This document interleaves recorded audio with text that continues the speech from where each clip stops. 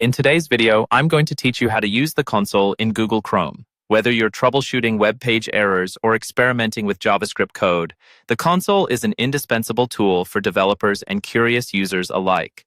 We'll walk through each step of the process so you'll feel comfortable navigating this powerful feature in no time.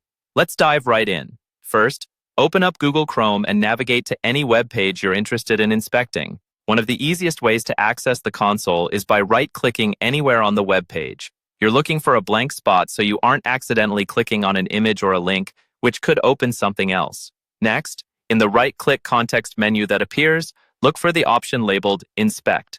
Depending on your system, this might also be labeled as Inspect Element. Click on that, and you'll see a new panel open at the bottom or side of your Chrome window. This is the Developer Tools panel, which packs a lot of functionalities. Now, you want to direct your attention to the series of tabs at the top of this panel. Locate the one labeled Console and click on it. This is where the magic happens, so let's take a closer look at what you can do in this space. The console is your communication channel with the web page's underlying code. First and foremost, you can see messages and errors. As you interact with the page, any scripts running behind the scenes might send messages to this console.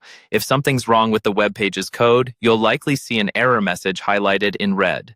These can provide you with insight into why a page may not be functioning correctly and which part of the code might be at fault.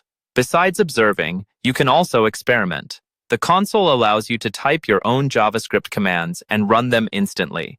Down at the bottom of the console panel, you'll notice a blue arrow symbol that indicates where you can start typing. Click there to get a blinking cursor, which signals the console is ready for your input. It's a fantastic way to test small snippets of code without affecting the entire web page permanently.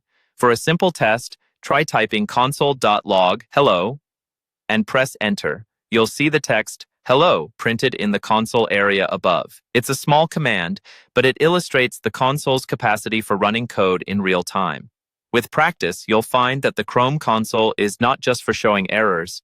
It's a dynamic playground for learning JavaScript, debugging scripts, or simply peeking under the hood of your favorite websites. Now go ahead, explore, and maybe even try out a few more commands on your own. Happy coding!